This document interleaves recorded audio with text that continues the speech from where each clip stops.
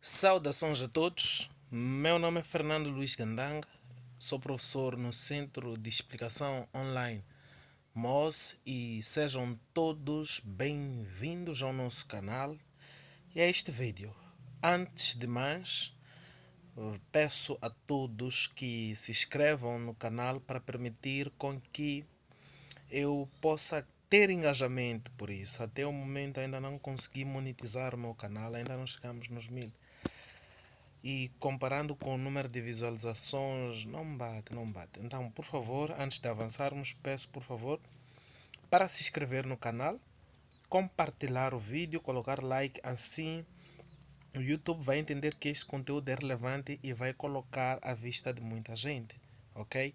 Então, peço por favor para fazerem isso, vai me ajudar bastante. Bom, na aula de hoje nós teremos história e historiografia. Vamos fazer uma viagem no tempo. Eu costumo dizer que a história é a ciência das ciências porque ela estuda o homem desde o seu surgimento até os dias atuais. Então, para podermos prever o comportamento de pessoas, o decurso dos assuntos, só pela forma como eles iniciam, nós precisamos mesmo da história, ok? Agora, ah, esta vai ser possivelmente a melhor aula que você terá de história na sua vida e é possivelmente também para mim a aula mais complexa para se preparar. Dancei muito para trabalhar essa aula. Então, compartilha, compartilha. Vamos para a aula. Bom, deixa eu só reduzir um pouco isto até aqui. Ok. Um pouco para cá. Assim está melhor. História e historiografias. De forma rasgada, nós podemos definir a história como sendo a ciência que estuda o homem no tempo e no espaço. Nós vamos analisar como é que o homem se portou num determinado período e num determinado lugar, não é? Então, em várias épocas, há certos comportamentos que o homem foi assumindo, em que esses tais comportamentos fizeram com que houvesse uma reação. Toda ação tem uma reação, não é? Então, nós vamos analisar os antecedentes, as consequências dos atos humanos dentro dessa cadeira de história. Agora, o que seria a historiografia? A historiografia é a ciência que estuda a história. Por exemplo, se nós quisermos estudar a história de Moçambique, nós vamos, através da historiografia, assim que se diz, analisar os documentos históricos, os artefatos, os materiais, tudo que existe sobre a história de Moçambique. Ok?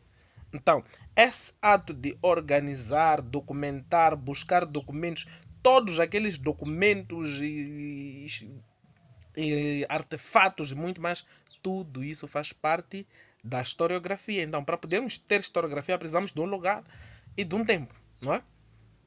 É por isso que existem variadíssimas historiografias. Temos historiografia da Idade Clássica, da Antiguidade Clássica, temos historiografia da Idade Média, historiografia que está antiga, temos a historiografia, já falei, da medieval, da moderna, contemporânea, teremos o Renascimento, o Iluminismo, isso aí tudo são historiografias, porque a partir daqueles documentos nós vamos inferir como é que as pessoas eram, como é que as pessoas se portavam num determinado momento, ok? Então, vamos avançar, sem mais delongas, a aula vai ser um bocadinho longa, sente, busque um caderno qualquer, um bloco de anotações, porque a informação que tem aqui não é suficiente, talvez, para você conseguir fixar mesmo, fazer print, screenshot, não é suficiente. Você mesmo terá que escrever algumas informações por vou dar adicionais. Não deu para caber toda a informação aqui.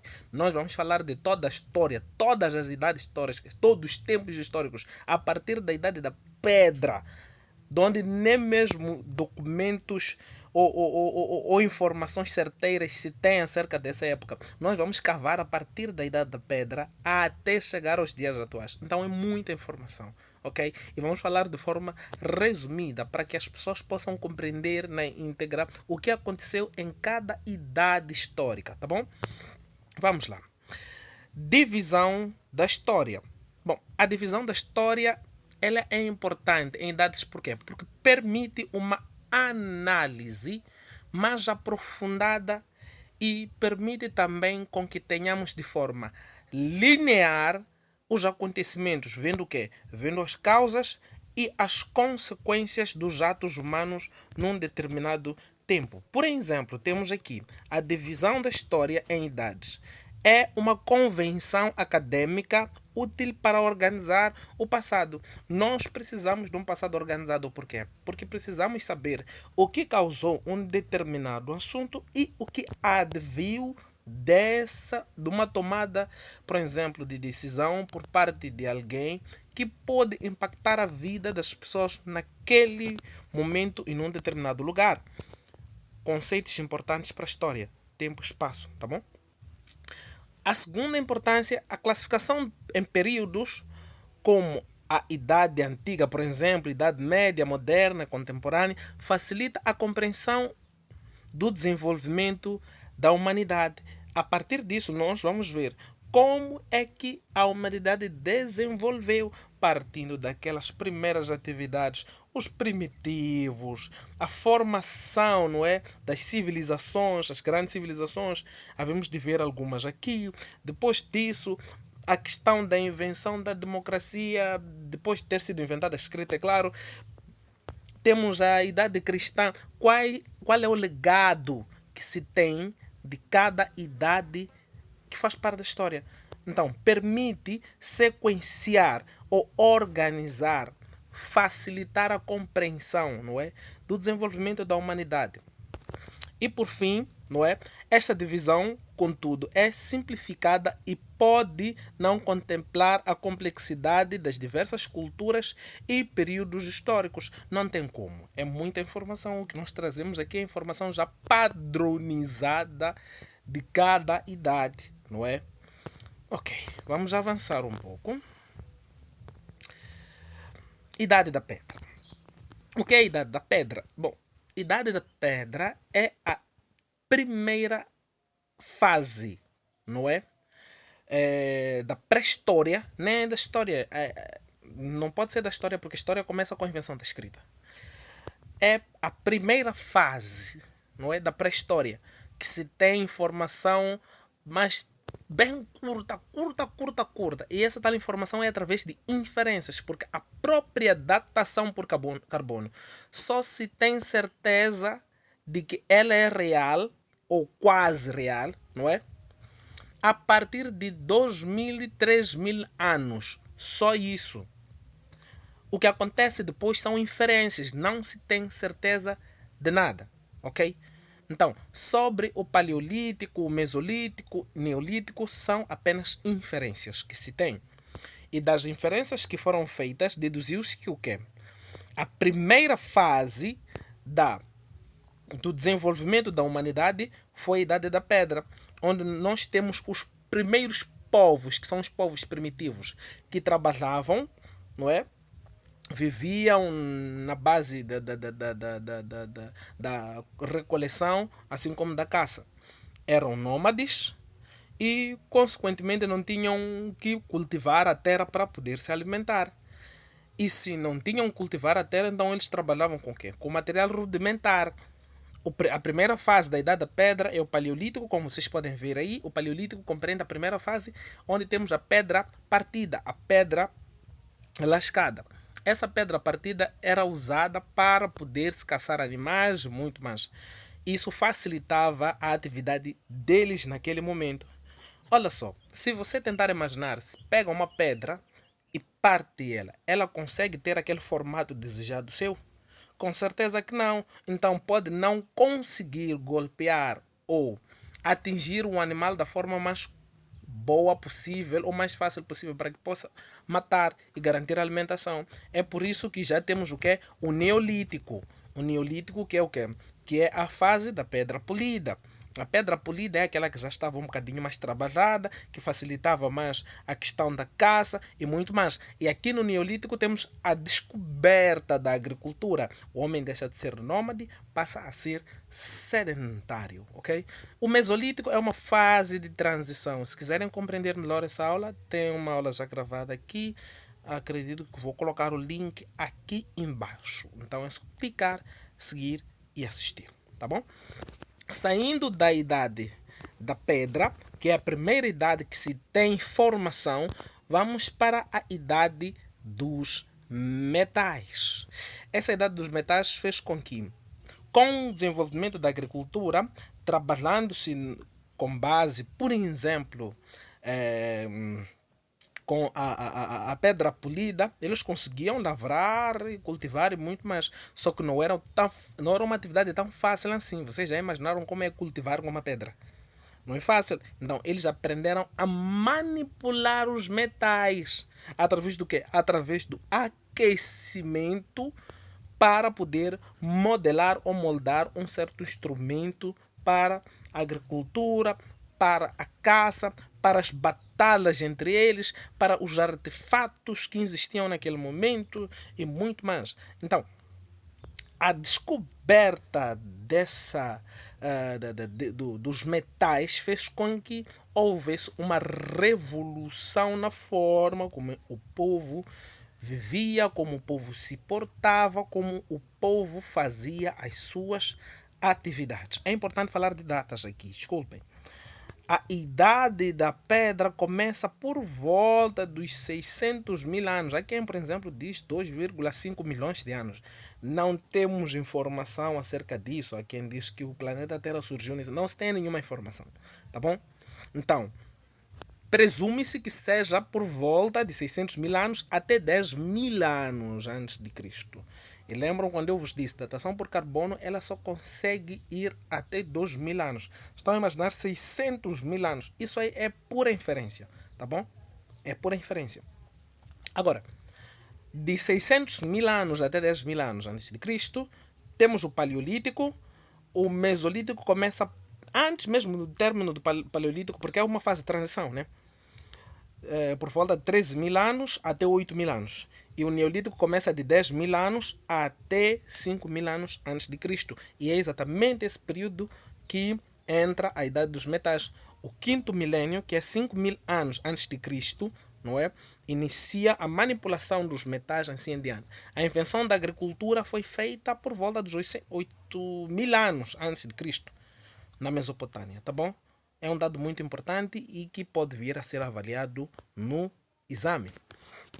Bom, dizia eu que, além da manipulação do bronze e do cobre, depois fez-se a manipulação do ferro, que era um dos metais mais difíceis de ser manipulado naquela época, porque para poder se moldar, chegar-se à temperatura de ebulição do metal e de fusão também, é necessário que haja muito lume, mas muito lume mesmo. Então, para se alcançar aquelas temperaturas não era fácil, principalmente considerando que eles não tinham muito material desenvolvido como a atualidade, ok? Então, temos as civilizações antigas. As civilizações antigas destacam-se a Mesopotâmia, destaca-se também o Egito. A Mesopotâmia era uma região entre rio Tigres e rio Eufrates. Para quem precisa compreender um bocadinho sobre isto, tem também uma aula que fala acerca disso. É só clicar no link abaixo, vai seguir e vai assistir a aula, tá bom? Então, essas são as civilizações antigas. A Mesopotâmia, que era formada por cidades-estados, uma delas era a Suméria. Suméria, onde foi inventada a escrita por volta dos 3.500 a 4.000 antes de Cristo, mais ou menos por aí. Então, tem-se essa informação acerca da invenção da escrita. Depois disso, temos o quê? A Babilônia e o rei Hammurabi. Bom, a Babilônia, o Hammurabi foi um dos grandes líderes da Babilônia e que fez com que aquela sociedade fosse desenvolvida até o ponto de criar a primeira legislação, que foi chamada de Código de Hammurabi, onde uma das leis é aquela lei de Talião, não é? Se você me fere, devolve em dobro ou em triplo e muito mais. Falo mais bem destes assuntos na aula sobre idade dos metais que já está disponível aqui, tá bom? É só clicar assistir. Avançando um bocadinho, vamos para as civilizações clássicas. Bom, essa aula que estou a preparar é de detalhar também, já que é de falar de muitas idades aqui, não dá para argumentar muito. As civilizações clássicas foram a Grécia e a Roma. A idade dos metais, ela finda mais ou menos com a queda do Império Romano, não é? Quer dizer, até aqui, isto aqui continua sendo idade dos metais.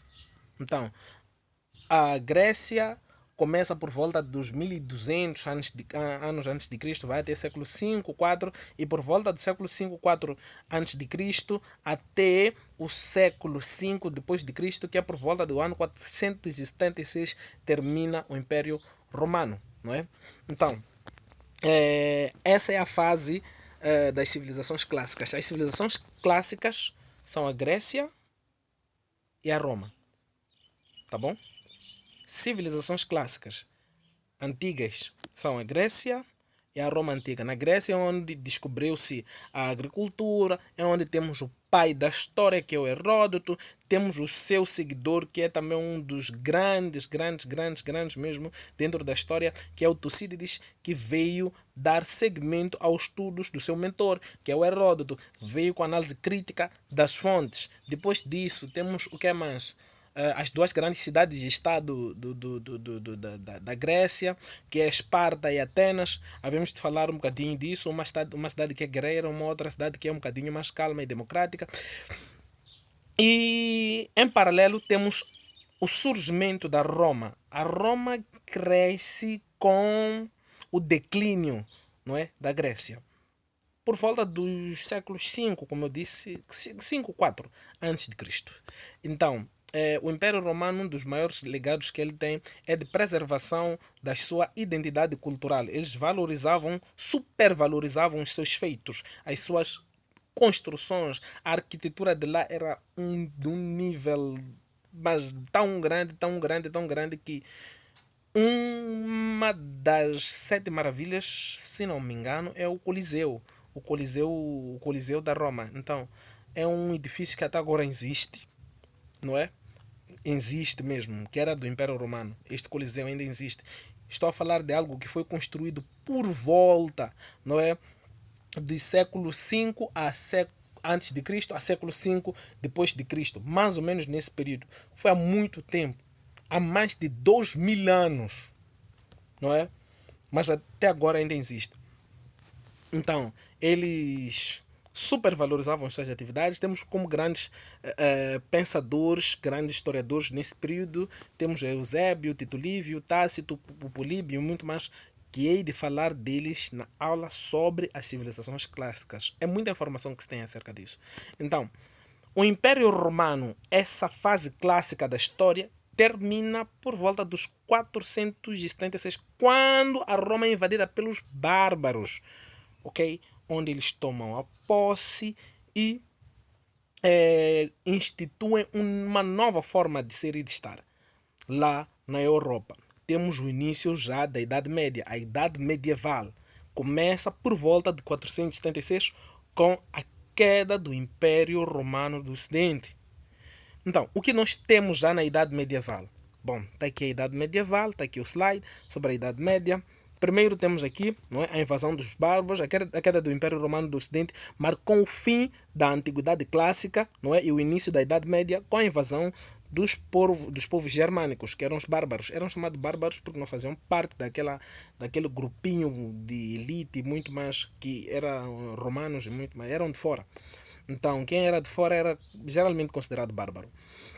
E uma das características desse período era o feudalismo. O que nós temos no feudalismo? O feudalismo é um sistema social e político baseado em relação entre vassalagem e sucerania. Onde nós temos, por exemplo, um rei que atribui terra a alguém e em troca essa pessoa tinha que trabalhar para o rei ou para o senhor feudal em troca de uma pequena porção. É como se você tivesse, por exemplo, 15 por 30, um terreno 15 por 30 e que tirasse 5 por 5 dar a alguém que está a passar fome, dizer, cultiva aqui para você comer no 5x5.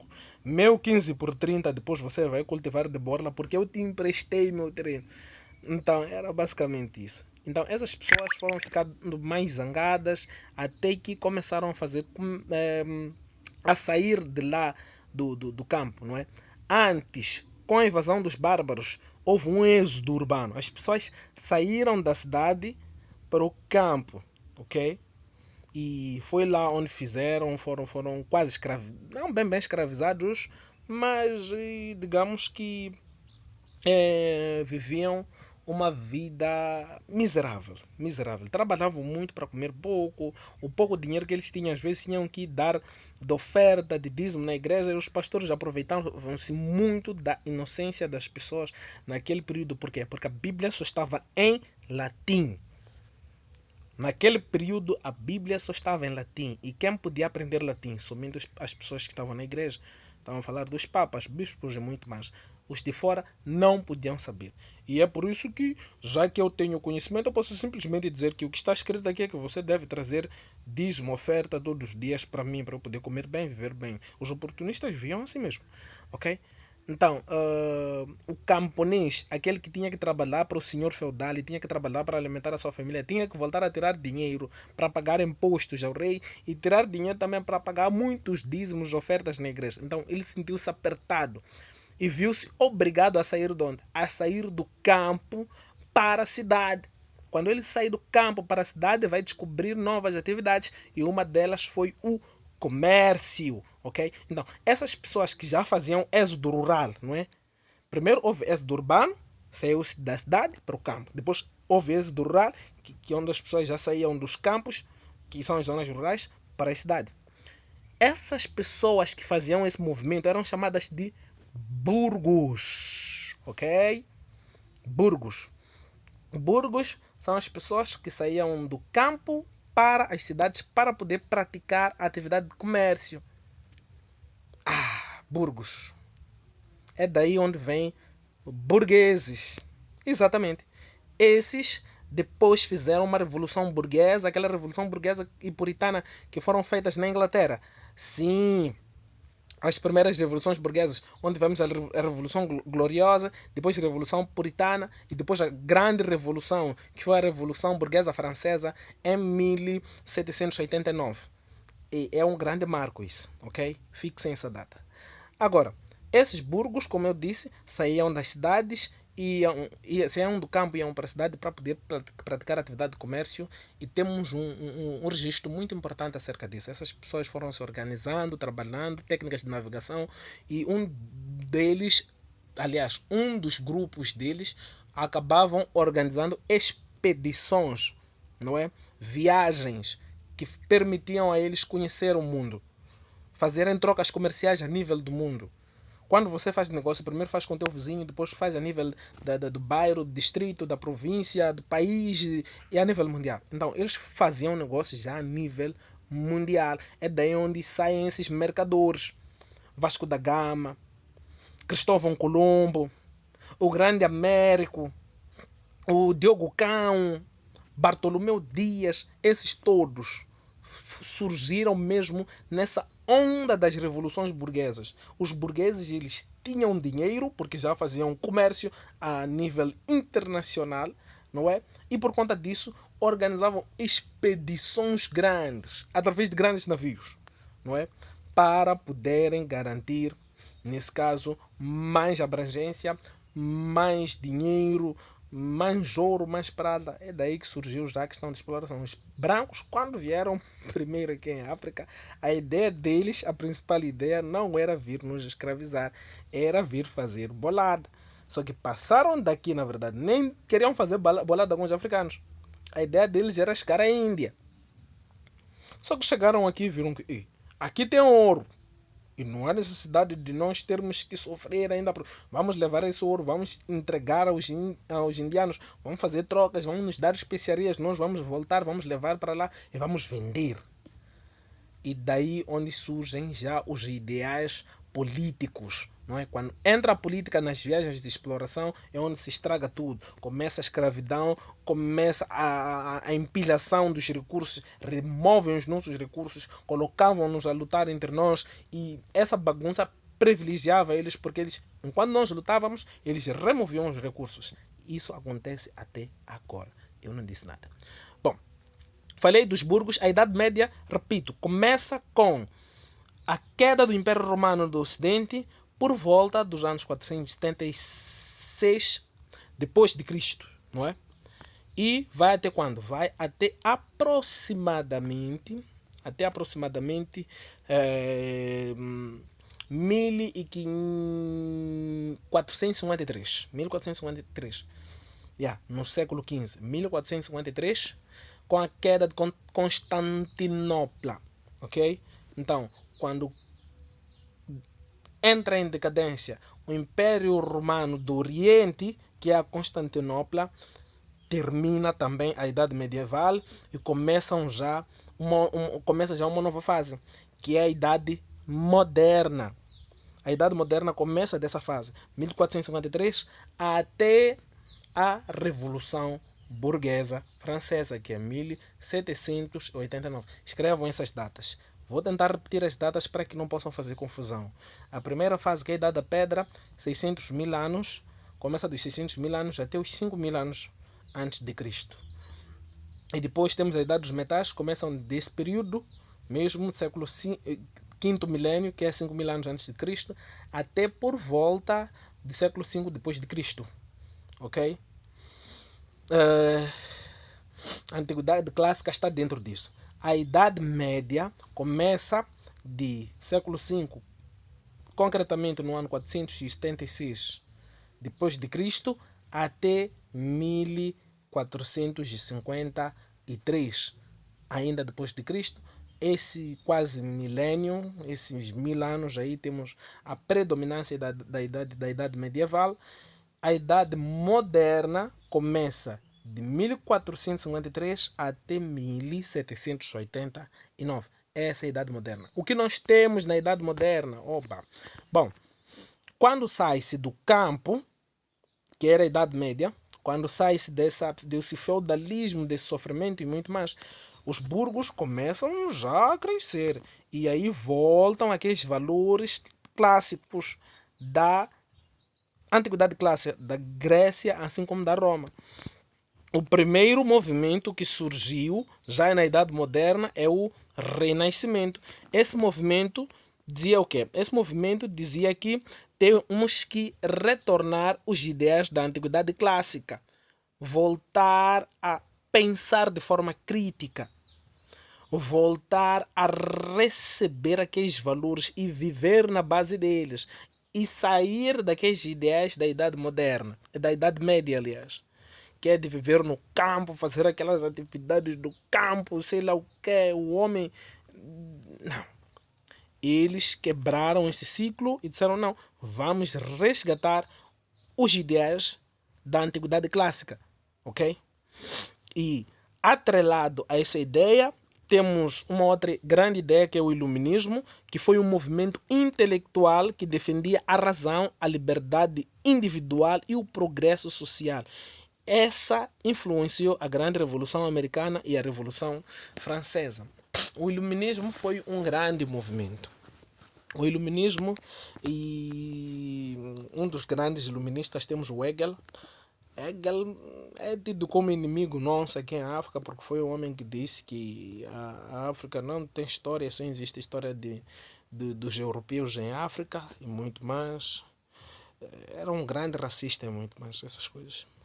Mas também foi um grande pensador do iluminismo. Fez com que os europeus naquele período deixassem aqueles ideias de aceitar tudo que vem da parte da religião, ou porque a religião é correta, tudo o que o Papa diz é correto. Não, eles baseavam-se na razão. Eles já tinham uma análise crítica. É dali onde surge o grande Martinho Lutero, com aquelas teses todas que ele fez a condenar a prática dos papas durante aquela idade medieval.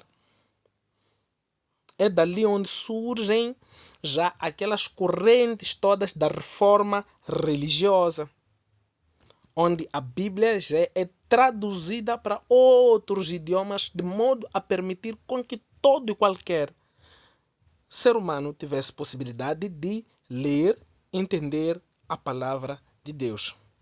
Surgem também muitos movimentos agnósticos, céticos e muito mais. Quando o homem já vê que aqui eu tenho possibilidade e abertura de não acreditar em Deus, ele começa já a fazer das suas, ele diz, vou criar minha religião, vou criar minha doutrina, começam a surgir uma salada russa de ideias que espalhou a Europa. Fez com que as pessoas estivessem mais espalhadas, houvesse mais desentendimento, porque existiam, claro, aquelas pessoas que ainda continuavam a acreditar naquele Deus que não dá para ser questionado, outras pessoas que acreditavam num Deus que pudesse ser questionado, outras pessoas que eram agnósticas, outras pessoas que não acreditavam em nenhuma das coisas, e surge também os ideais do Charles Darwin nesse período também. Então, esse todo manassal, essa toda informação, essa toda salada com as teorias evolucionistas do homem, que o homem, por exemplo, não vem somente de Deus, a possibilidade, e olha que essa ideia de evolução é uma possibilidade, não se tem comprovação científica nenhuma sobre isso. Só surge já a ideia de que o homem vem da evolução, de que primeiro eram primitivos, australopitecos, homo habilis, homo erectus, neandertal, depois o homo sapiens sapiens. Surgem já variadíssimos ideais sobre várias religiões. Os iluministas, que muitos agora chamam de Illuminati, de alguns cultos e seitas que nós chamamos seitas pagãs, mas para eles é algo normal, não é? Então, surge isso aí tudo durante o iluminismo, não é? Então, esses iluministas fizeram com que a história fosse questionada. E qual é o problema já de questionar a história? O problema de questionar a história é que a maior parte da informação que foi escrita só para a história, ela não tem uma abertura de não interpretação. Toda informação requer uma interpretação de um historiador. Eles removeram o papel do historiador nisso. Disseram que historiador não é necessário. Você traz os livros, traz os documentos aqui, nos mostra. Se não tiver nenhuma lógica, nenhuma coerência, quer dizer que o documento não tem valor. Se não houver nenhuma certeza de que esse documento é verdadeiro, ele não tem valor para o cunho científico. Então, a história começou a perder o seu valor, passou por uma crise.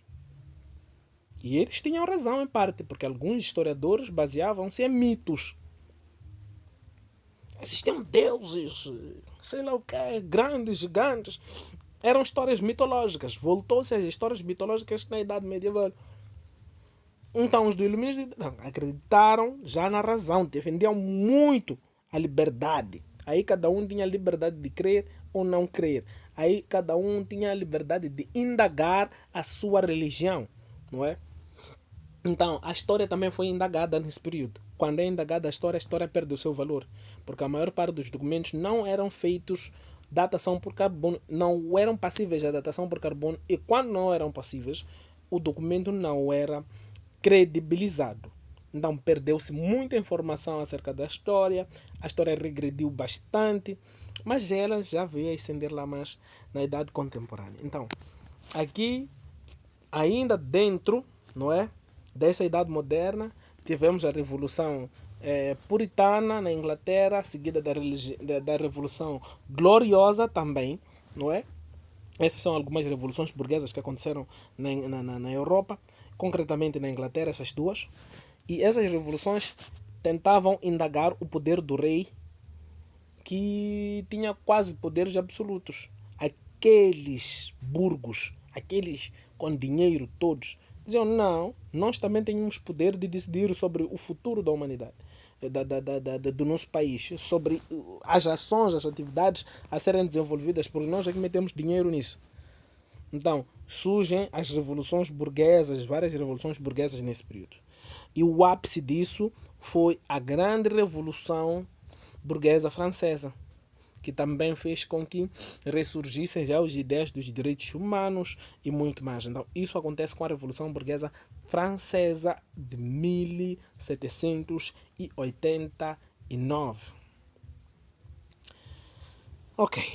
Temos também o positivismo, que não é menos importante, não é? O positivismo, que é uma corrente de pensamento que prioriza a ciência e os métodos científicos para a compreensão do mundo e a resolução de problemas sociais. O positivismo foi defendido por grande Augusto Comte. Alguns ideais também do positivismo foram usados nas teorias do grande Karl Marx, não é? Socialismo utópico também, algumas partes surgem por aqui em diante. Então, saímos da Idade Moderna, vamos para a Idade Contemporânea, a idade que nós estamos. A Idade Contemporânea começa exatamente do ano que termina a Idade Moderna, que é 1789. Começa desse ano até a atualidade. Tá bom? Então, essa Idade Contemporânea, a informação que se tem aqui neste slide, começa não daquele período que era século XVIII, começa do século XIX, não é? Mas ainda está-se quase no mesmo assunto. Começa-se principalmente no século XIX, porque é onde temos o surgimento da escola nova, a escola dos análises, não é? Então, a escola dos análises, ela traz uma abordagem já diferente da história, não é? A análise crítica das fontes e muito mais fez com que a história voltasse a crescer através dos grandes historiadores, Fernando Braudelli e muitos outros aí que eram da escola nova, a escola de análise, ok? Então, além da escola nova, temos a Primeira Guerra Mundial e a Segunda Guerra Mundial, que foram grandes marcos da idade contemporânea.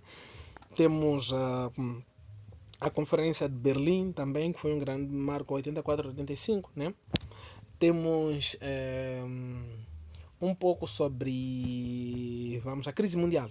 A crise mundial, 1929 a 33. Temos, depois disso, a Guerra Fria. Temos o Muro de Berlim. E lá no fim, já depois de ter sido fundada a União das Repúblicas Socialistas Soviéticas, em 1917 e 18, não é? A queda do Império, do Muro de Berlim e também a dissolução da União das Repúblicas Socialistas Soviéticas já nessas décadas 80, década 90 do século XX, não é? Falo por volta dos anos 1800 alguma coisa, ok? Então, termino a minha explanação quase por aqui. Vamos para quase as últimas considerações. Metodologias e abordagens da própria historiografia, não é? O questão de rigor científico e muito mais. Aqui nós temos a escola dos análises, não é?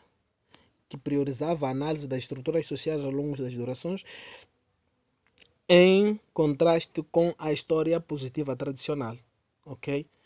Temos a história cultural também, que foi bastante importante para o desenvolvimento da história no geral, ok?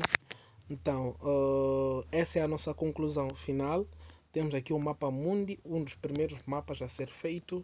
Temos aqui o Coliseu de Roma e muito mais. Então, essas todas as informações nos remetem a uma organização geral da nossa história a nível mundial e que permite com que nós percebamos quais são as coisas nas quais os nossos antepassados falharam, o que eles fizeram de errado e quais foram as consequências que adviram das suas ações. Isso é muito importante, muitíssimo importante mesmo. É tudo e tchau.